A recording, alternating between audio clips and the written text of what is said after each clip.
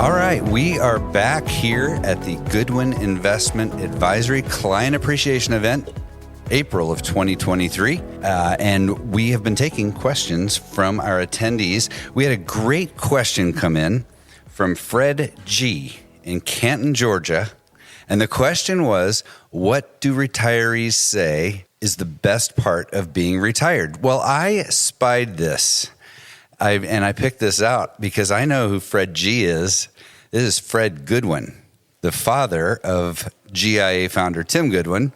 And it just so happens that Fred and his wife Jill are both here at the event. Fred asked the question, and I thought, they are recently retired. Who would be better to answer this question? We'll find out what other people think too. But you guys are doing retirement so well. Fred and Jill, thank you so much for joining the Money Pig podcast. Jill, you and I were just talking a couple minutes ago, and when did you all officially retire? 2019. 2019. Fred, you were a pastor. Mm-hmm. Jill, you... Director of preschools. Director of preschools, yeah. And you had like a small private nursery school. Is that right. What all that was? Exactly. Yeah. Mm-hmm. Okay, good. So that was wonderful. And so recently retired, you're just doing it really well. Jill, tell me, what were you telling me just a few minutes ago about like the best two things about being retired that you found so far? Well, the best two things about being retired, number one, is that if you've invested your money well and you don't live extravagantly, you can actually relax about money. You don't get to think about money. You already have it. And so now you have to decide what you'd like to do with it, what the rest of your life.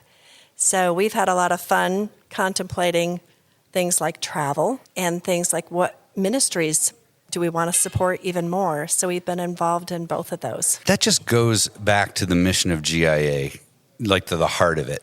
Right, that we want to lead people to financial peace, independence, and generosity. Because if you plan right, mm-hmm.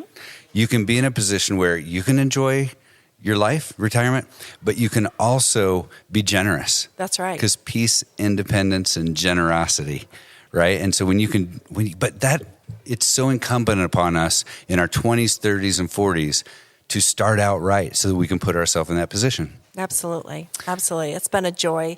In fact, one of our last trips, we had the incredible pleasure of seeing one of our sponsored daughters that we've had for over 12 years meet us in the Dominican Republic when we went on a cruise, and we hadn't seen her in 12 years. And we've supported her, and she's actually getting her degree to be a medical doctor. Didn't I actually hear she was in Haiti? Yes. And she crossed the border to come and meet you guys? Yes. Yes. And that took an awful lot of effort for visas and transportation to get to us. And it was just one of those joyous moments that are precious in a whole lifetime. Yeah, you don't get a bunch of those. You don't. No. So thanks, Jill. Fred, what would you say? What's your retirement experience? I think one of the things that's most special about retirement is there's the freedom to not be driven by a frenetic pace. You can say no to the things you want to say no to, and yes to a variety of things you like to try. For example, in the last few years, I've learned how to turn wood, and so I can make nice bowls and mugs and other things for family and friends. But I've also been coaching high schoolers in track and cross country, and also with a youth group. And just have a lot more time to say yes to family and to grandkids, to say yes to friends and not feel like we have to race because we've got yet another event or agenda or activity we have to go to no matter what. And the slower pace is actually a joy. Mm-hmm. You also have more time to stop convincing yourself you don't have time to work out and to actually give yourself the opportunity of exercising and eating a bit healthier, because you don't have to race to everything. And that's just something we've learned over these last few years, that it's not about strength anymore, it's about endurance. Right. No matter what that might be, swimming or running or cycling or otherwise. And we have enjoyed this stage of life. Well, we've always enjoyed our life together. We've been married nearly 48 years, but we're finding this is as good a stage as we've ever enjoyed. That is fantastic. So I'm kind of proud too. My wife and I just celebrated 28 years, and you just shamed me right there. 48 is tremendous. Thank you. Yeah, congratulations. And then we were talking about this too, this book that came out a couple years ago. It's called What the Happiest Retirees Know by Wes Moss. Very, very good. Now, Wes owns an investment advisory too. So, but we want to give credit where credit's due, because he wrote a great book, and he talks about what the happiest retirees know. And he interviewed all these retirees, I don't know, like thousands, 10,000 or something like that. And he found the most common traits among them. And what I realized, being in my early 50s, is this is the book that I need to be reading to set myself up for when I'm ready to retire. Absolutely. Right? And That's you said just a few minutes ago that you think that's kind of the life that you have set up, maybe on purpose, but maybe accidentally, but you are probably the happiest retiree on the block. Absolutely. That is great. And Reid, when we were younger and investing, a lot of life gets passed by pretty quickly.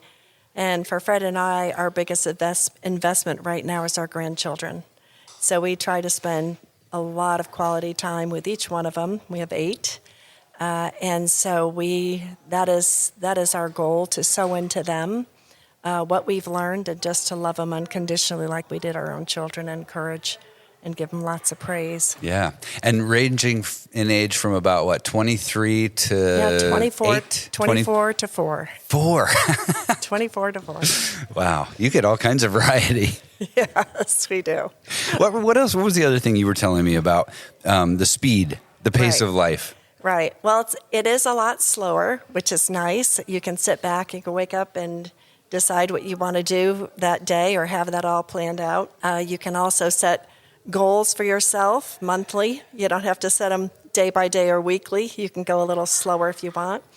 But Bill Mordecai, who's also another client, was also Tim's youth advisor, a dear friend of ours, told us there's a way of looking at retirement. You can either go slow, or no-go. Those are the 3 paces of the future, or you can make it in your day what you'd like to do as well. So we hold that to heart. And it is kind of fun to decide, I'm going to have a go-go day. I'm going to get all this done. And then you can say, well, I'm not have a no-go day tomorrow. Just sit back, have a cup of tea, and have a lot of fun just sitting out in the yard. Because unfortunately, at some point, we haven't figured out how to solve this yet, but at some point, it isn't a mandatory no-go. That's you right. just can't That's right. go. That's right. So, but you have choices. Yeah. You have choices as you're young and healthy. That's right. In retirement. And the exciting thing is, for many of us, we have an opportunity of being at a go-go pace for a long period in retirement now these days. And that's very exciting. Yeah. Whether you're doing things that you were trained to do and you were paid to do over the years, or whether you're trying things that you've never done before that would just be fun to try out. And if you don't like it, that's fine. If you do like it, do it longer. Yeah, you're still like building fences and sheds and all kinds of stuff. That's great. You just do the math, folks. Married 48 years. That means, you're still strong. And happily married. Yeah, happily married. That's awesome. Thank you guys so much. For one, Tim Goodwin.